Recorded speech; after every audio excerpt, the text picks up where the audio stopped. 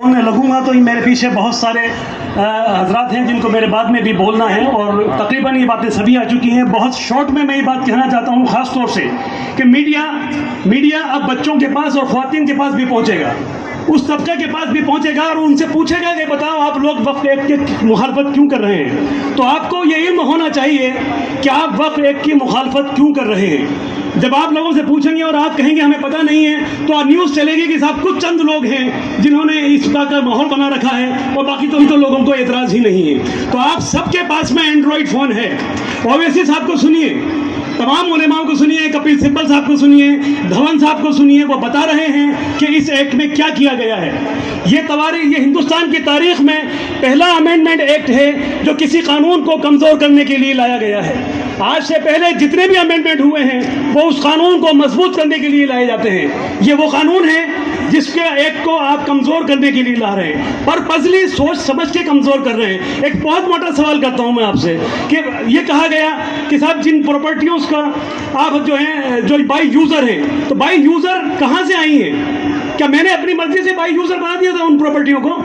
जब देश आज़ाद हुआ 1947 के अंदर पहली पार्लियामेंट आई तो पहले सरकार ने 1954 का वक्फ एक्ट बनाया। उस 1954 के वक्फ एक्ट के सेक्शन 3 के तहत एक IAS ऑफिसर को सर्वे करने के लिए हर स्टेट के अंदर भेजा गया और वो IAS ऑफिसर सिर्फ वक्फ की प्रॉपर्टियों का ही सर्वे नहीं कर रहा था, दूसरा IAS ऑफिसर भी अपॉइंट किया गया था जो देवस्थान की प्रॉपर्टियों का सर्वे कर रहे थे।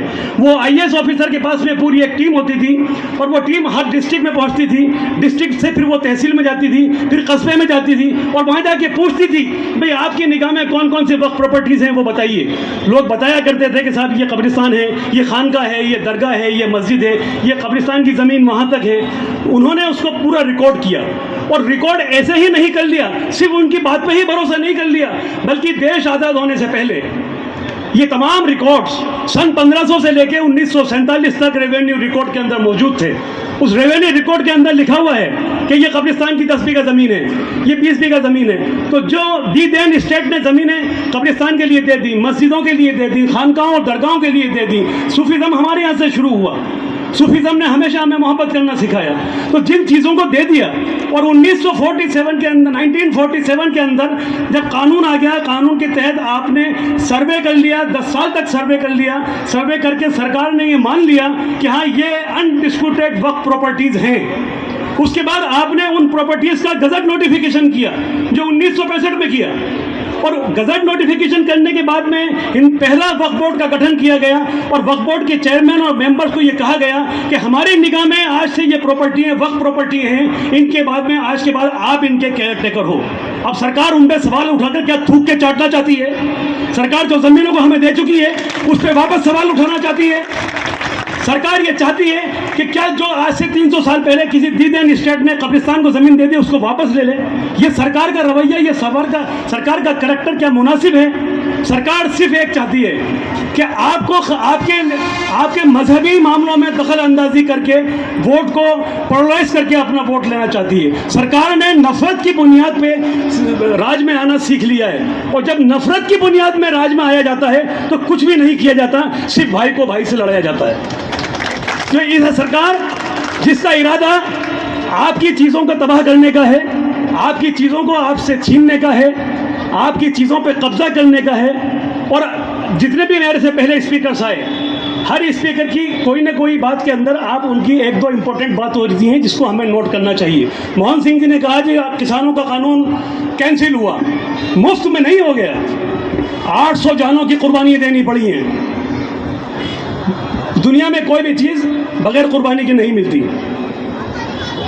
तो हम तो ये कहना चाहते हैं कि देखना है जोर कितना बाजुए कातिल में है, सरफरोशी की तमन्ना अब हमारे दिल में है।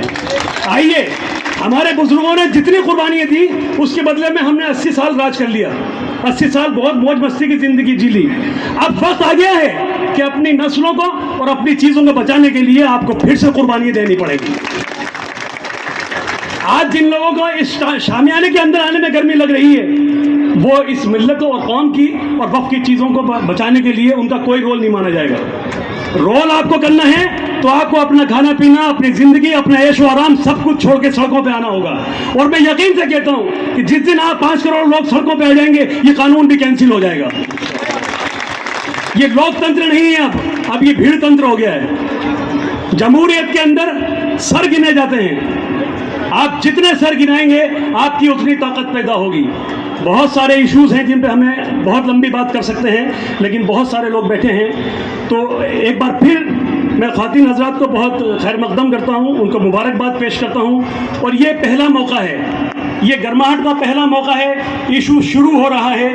फिर जब कभी आपको कॉल किया जाए, इससे 5 गुनी ज़्यादा तादाद में आइए। और जब आप आएंगे तो आपके बच्चे भी आएंगे, आपके शोहर भी आएंगे, और सब पूरा मोहल्ला निकल के आएगा। कोई भी हजरात अपनी ख़वातीन को अकेले नहीं भेजना चाहता। जब किसी भी घर से 2 औरतें निकल के आती हैं तो उसके पीछे 4 मर्द भी आते हैं। मैं कहना ये चाहता हूँ कि इस मूवमेंट को जो ताकत मिलेगी वो ख़वातीन हजरात से मिलेगी। ये जिम्मा आप अपने सर ज़्यादा उठाएं और इसको आप चलें। जज़ाकल्लाहु खैर।